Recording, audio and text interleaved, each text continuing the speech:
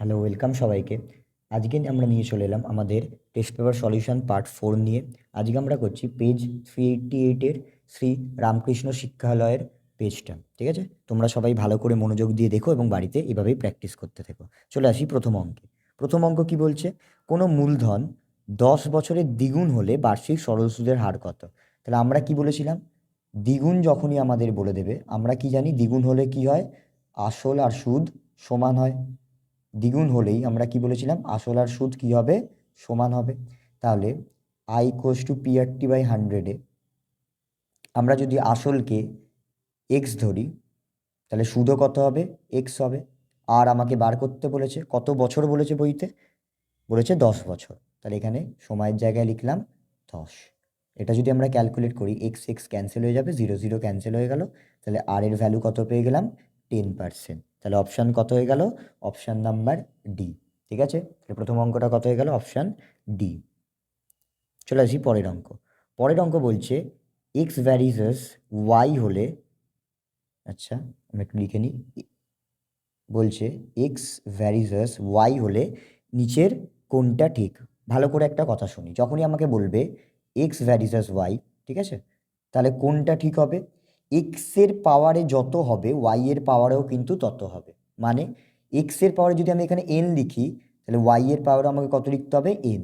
এক্সের পাওয়ারে যদি আমি 3 লিখি, ওয়াই এর পাওয়ারেও কত যেন থাকতে হবে? 3 থাকতে হবে। তাহলে দেখে নিই আমরা কোন অপশানটা ঠিক। অপশান এ, কারণ অপশান এতে কি লেখা আছে? X square varies as y square. তাহলে কোন অপশানটা ঠিক হয়ে গেল?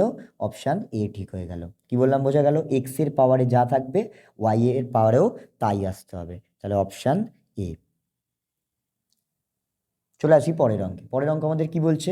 দুটি বৃত্ত পরস্পরকে বহিঃস্পর্শ করলে, তাহলে দুখানা বৃত্ত নিই আমরা।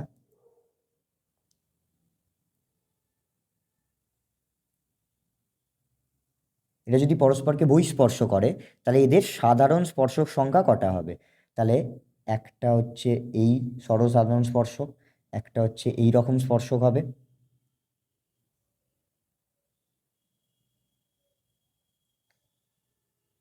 আর একটা আর একটা এই স্পর্শক হবে, আর একটা এই স্পর্শক হবে। তাহলে দুটো বৃত্ত পরস্পরকে যদি বহিঃস্পর্শ করে, তাহলে স্পর্শক সংখ্যা কটা হয়ে যাবে? স্পর্শক সংখ্যা হয়ে যাবে 3টি। বহিঃস্পর্শ করলে কি হবে? 3টি। তাহলে দেখিনি কোন অপশানে আছে? Option C correct answer. তাহলে আমরা দিয়ে দিলাম অপশান সি। ঠিক আছে, চলে আসি পরের অঙ্কে। বলেছে ও কেন্দ্রীয় বৃত্তের এবি ও সিডি যা দুটির দৈর্ঘ্য সমান। এই অঙ্ক অনেকবার রিপিট হয়েছে, আমি আবার দেখিয়ে দিচ্ছি। একটা ও কেন্দ্রীয় বৃত্ত নিলাম, যার এবি আর সিডি দুটি সমান দৈর্ঘ্যের জ্যা। এবি নিলাম, এটাকে সিডি নিলাম। ও হচ্ছে কেন্দ্র, তাহলে আমাকে এওবি কত বলছে? এওবি অ্যাঙ্গেলটা দিয়েছে 60 ডিগ্রি। তাহলে সিওডি কত বার করতে বলছে। ঠিক আছে, এটা বার করার নিয়ম কি ছিল? দুটি সমান দৈর্ঘ্যের জ্যা, শুধু এই লাইনটা মনে রাখবো, দুটি সমান দৈর্ঘ্যের জ্যা কেন্দ্রে সমান কোণ উৎপন্ন করে। কি করে? সমান কোণ উৎপন্ন করে। এটাকে বিপ্রতীপ দিয়েও করা যায়, কিন্তু আমি বলবো এইভাবে করতে। ঠিক আছে, এটা যেন মাথায় থাকে। দুটি সমান দৈর্ঘ্যের জ্যা কেন্দ্রে কি করে? সমান কোণ উৎপন্ন করে। তাহলে এ যদি কেন্দ্রে 60 উৎপন্ন করে, সিওডিও কত হয়ে যাবে?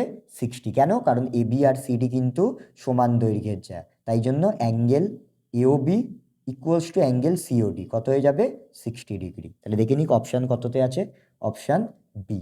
ঠিক আছে, তাহলে 4-এর অপশান কত হয়ে গেল? বি। চলে আসি পরের অঙ্কে। বলেছে একটি সুষম ষড়ভুজের প্রতিটি অন্তঃকোণের মান, বৃত্তীয় মান কত? তাহলে অন্তঃকোণের মান বার করার ফর্মুলা আমি বলে দিয়েছিলাম, আবার বলে দিই। অন্তঃকোণ যখনই আমাকে দিয়ে দেবে, অন্তঃকোণের মান বার করার ফর্মুলা কি? n-2 into 180 divided by n. N মানে কি?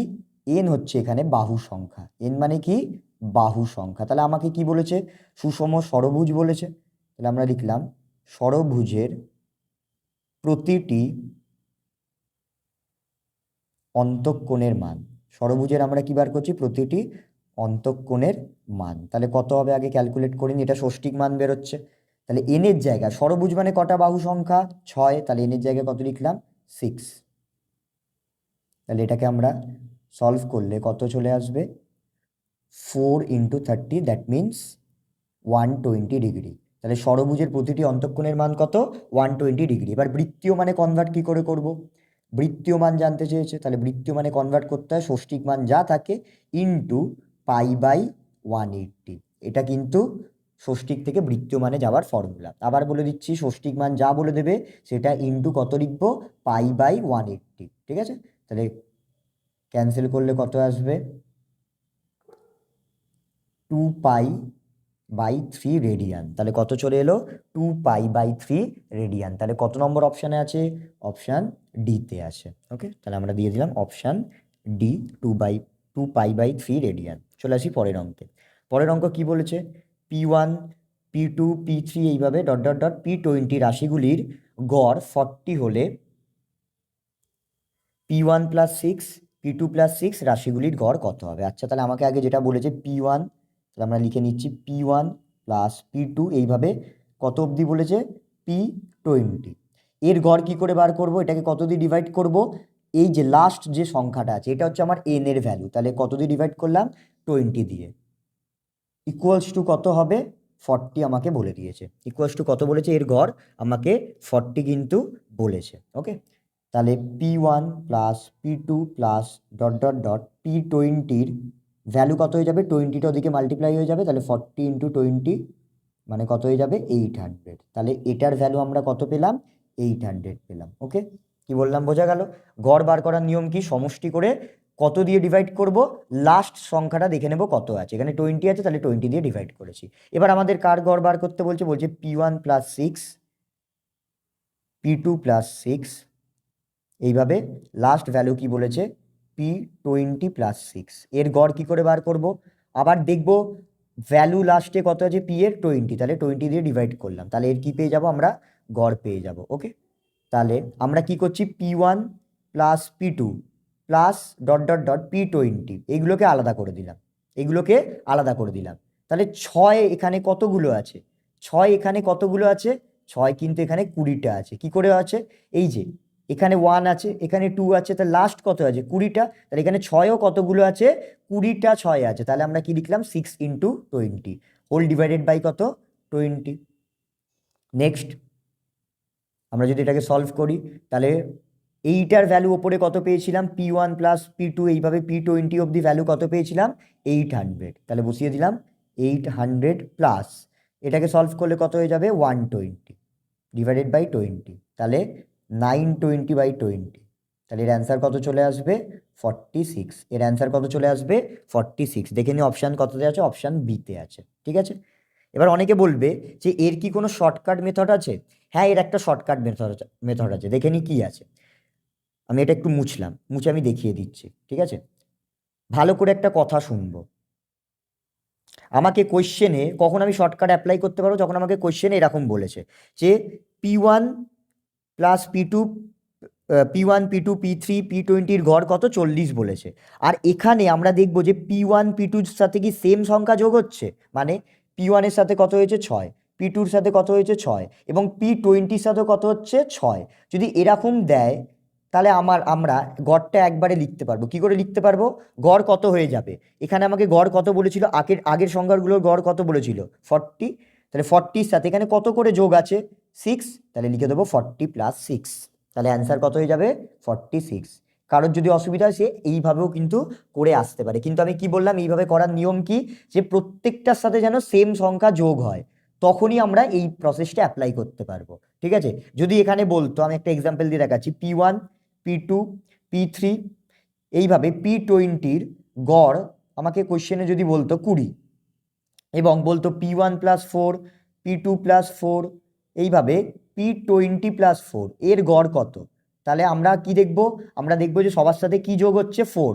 ঠিক আছে, তাহলে অ্যান্সার কত হয়ে যাবে, গড় আমাকে বলেছিল 20, আর কত যোগ করছে 4, তাহলে এর অ্যান্সার কত হয়ে যাবে 24। এটা যদি আমরা ফর্মুলায় ফেলেও করি তাহলে অ্যান্সার কত বেরোবে 24। যখন কি বলেছিলাম, যখন সব কটার সাথে সেম সংখ্যা যোগ হচ্ছে। ঠিক আছে, আমি এটা বলে দিলাম, কারোর যদি ওইভাবে করতে অসুবিধা হয় সে কিন্তু এইভাবে করে এলেও অঙ্কটা তার একে এক পেয়ে যাবে। ঠিক আছে, তার নাম্বার কাটা যাবে না। পরেরটা চলে আসি, শূন্যস্থান। বলছে এক ব্যক্তি ব্যাংকে 100 টাকা জমা রেখে 2 বছর পর সমূল চক্রবৃদ্ধি পেলেন 121 টাকা। আচ্ছা, তাহলে আমরা সমূল চক্রবৃদ্ধির ফর্মুলা কি জানি? এটা এখানে ওরা আমাকে কি কি বলেছে, এটা সমান সমান ওরা কত বলেছে 121। তাহলে ওরা আমাকে কত টাকা ব্যাংকে জমা রাখতে বলেছিল 100, তাহলে পি এর জায়গায় রাখলাম 100।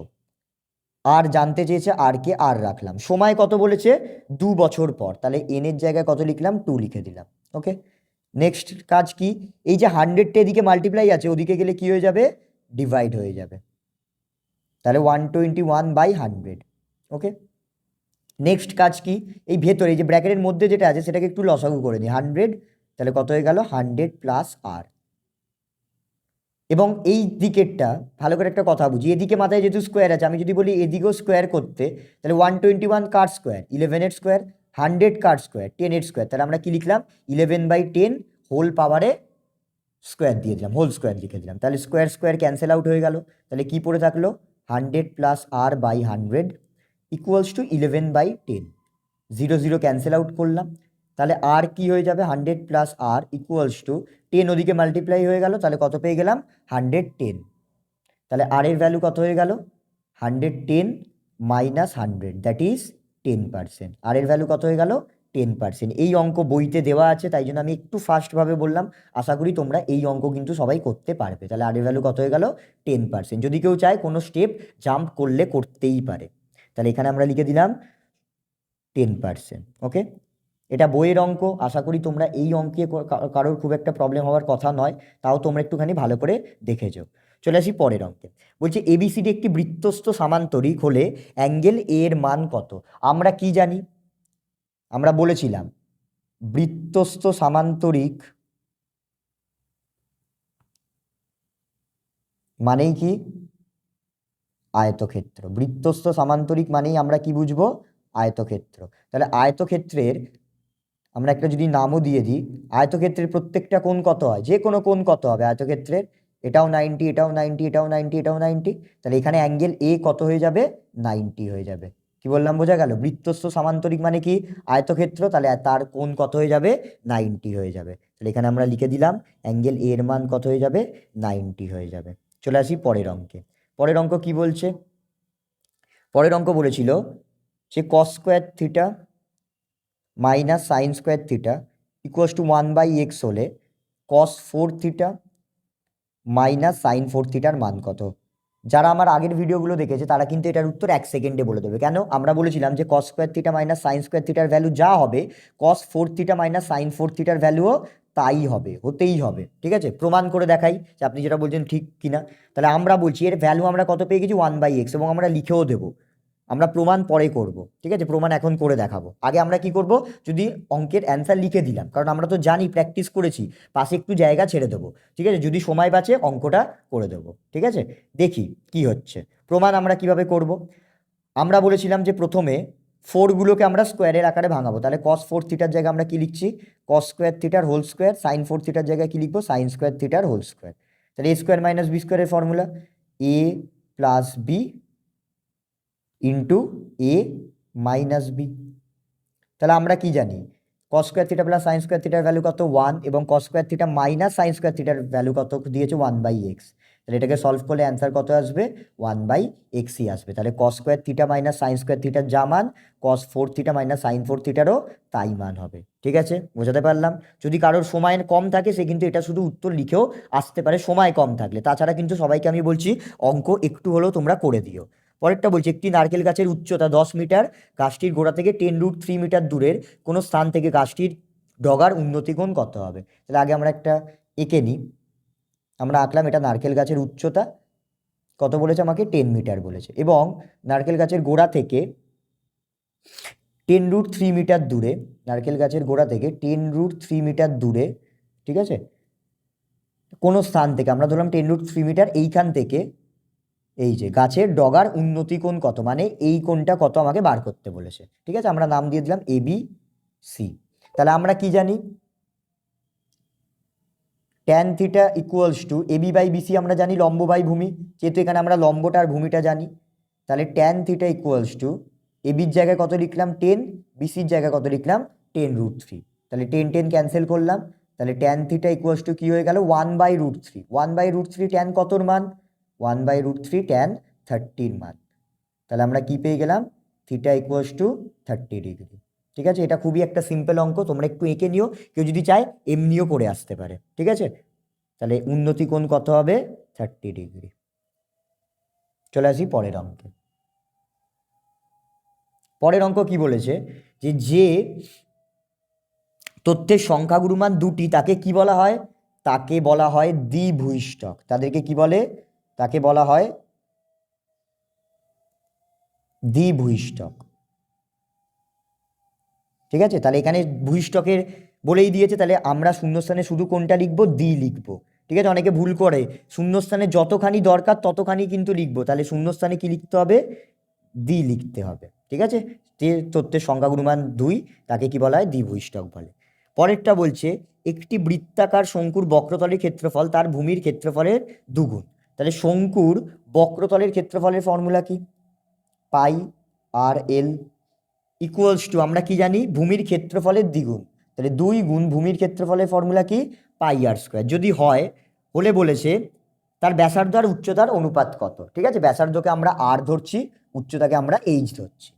তাহলে এখানে আমরা কি কি ক্যান্সেল করতে পারছি, পাই পাই ক্যান্সেল হলো, এখানে একটা আর কাটলো কিন্তু ওদিকে একটা আর থেকে গেল। তাহলে এল ইকুয়ালস টু কি পেয়ে গেলাম, 2r পেয়ে গেলাম। এবার এল এর জায়গায় আমরা কি লিখতে পারি, √এইচ² প্লাস r², এটা আমরা জানি।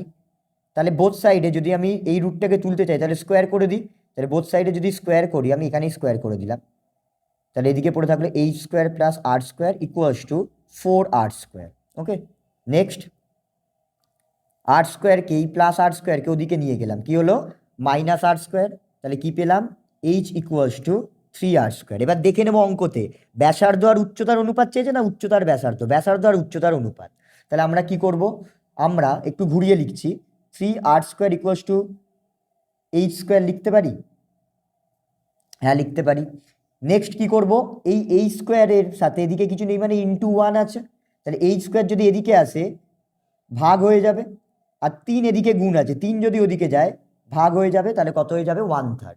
ওকে, এবার আমরা কি করব, r/h এর হোল স্কোয়ার করে দেবো, এদিকে কত হলো 1/3। ঠিক আছে, তাহলে অ্যান্সার কত বেরোচ্ছে, r/h ইকুয়ালস টু √1/3, মানে 1 এর রুট করলে 1 পাবো, আর 3 এর রুট করলে কত পাবো, √3। তাহলে অনুপাত কত হয়ে গেল, 1:√3। অনুপাত কত হয়ে যাবে, 1:√3। এরকম অঙ্ক কিন্তু বইতে আছে, তোমরা এই অঙ্কগুলো একটু ভালো করে দেখে যাও। ঠিক আছে,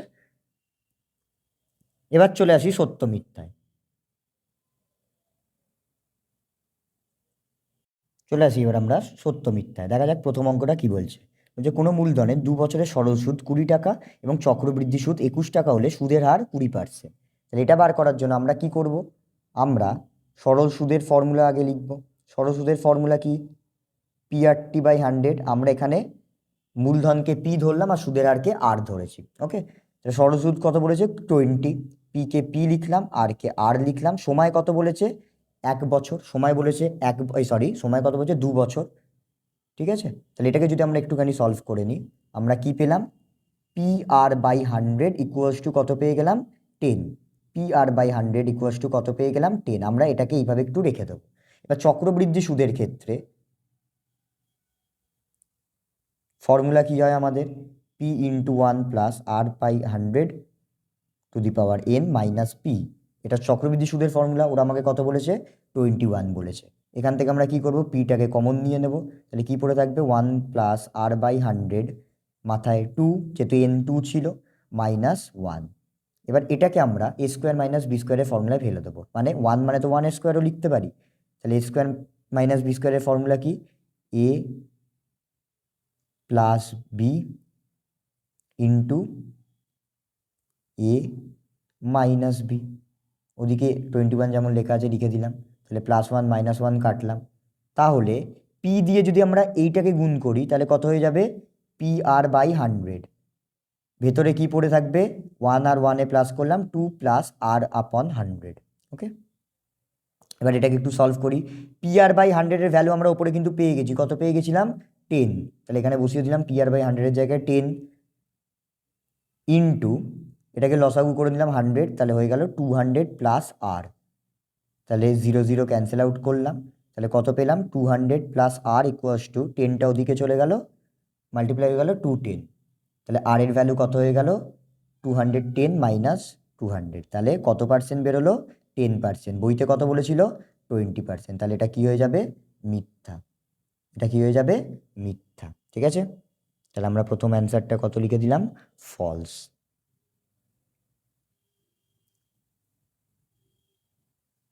চলে আসি পরের অঙ্কে।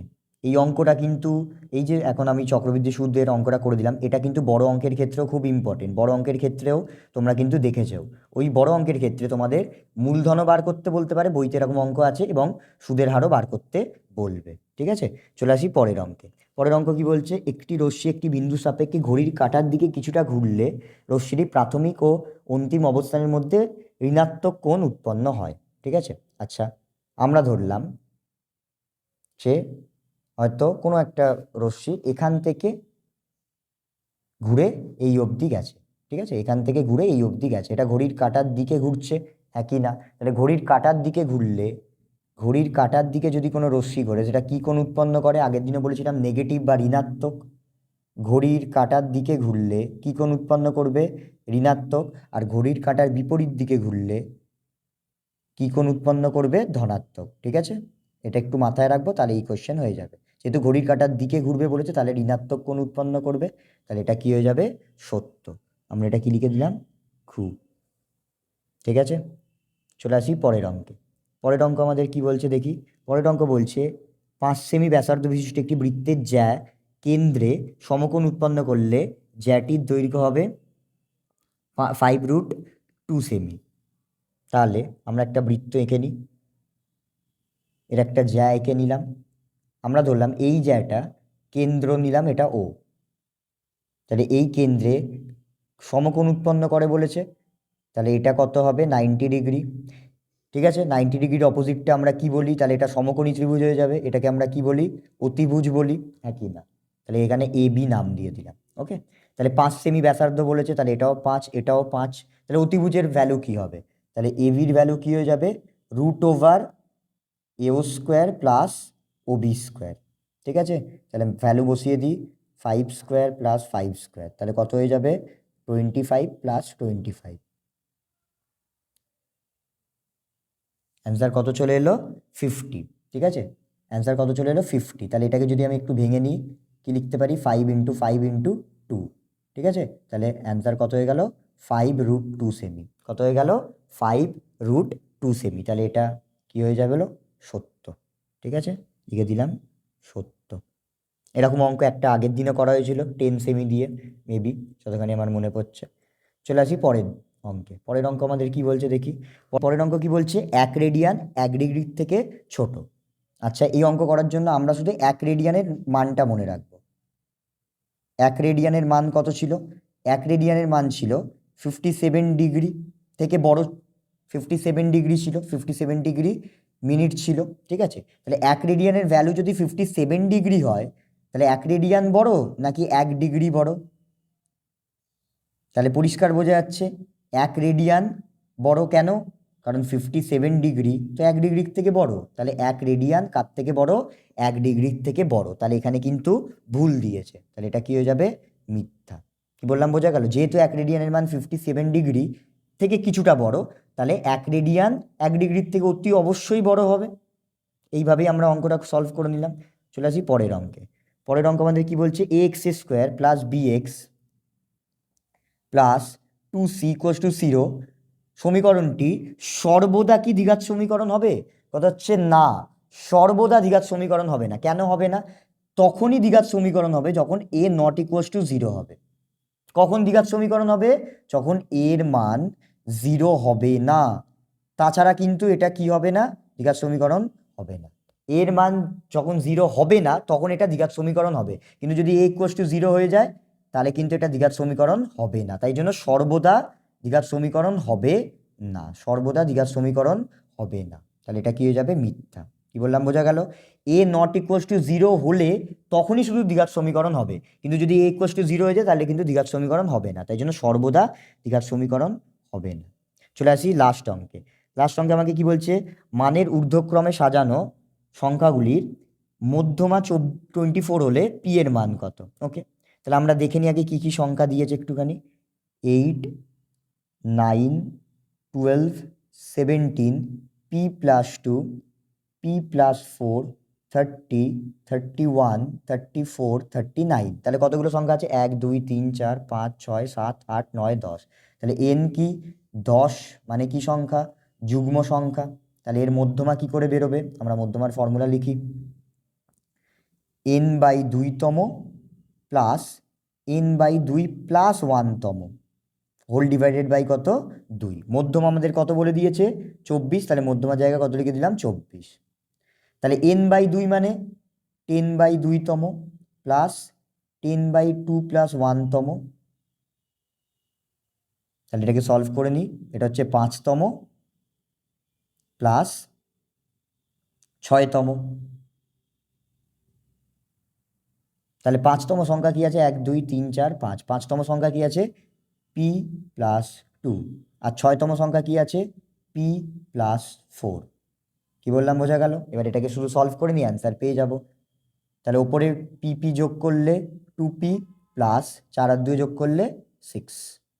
তাহলে নেক্সট, এখানে আমি বাগুলো লিখিনি, ওপর থেকে 2 কমন নিয়ে নিলাম, কি পড়ে থাকলো? p plus 3।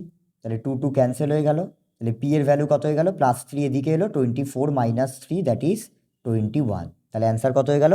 21। ওরা আমাকে ঠিক বলেছে, তাহলে এটা কি হয়ে যাবে? এটা হয়ে গেল সত্য। কি বললাম বোঝা গেল? এই পেজে অঙ্কগুলো একটু ভালো করে প্র্যাকটিস করো। এই মধ্যমার অঙ্কটা একটু অন্যরকম অন্য পেজেরগুলোর তুলনায়, কারণ মধ্যমা বলে দিয়েছে একটা পি এর ভ্যালু বার করতে বলছে। এইরকম একটু ভালো করে অঙ্ক ভালো করে প্র্যাকটিস করে রেখো, এবং এই অঙ্কটা সবাই খুব ভালো করে যেও।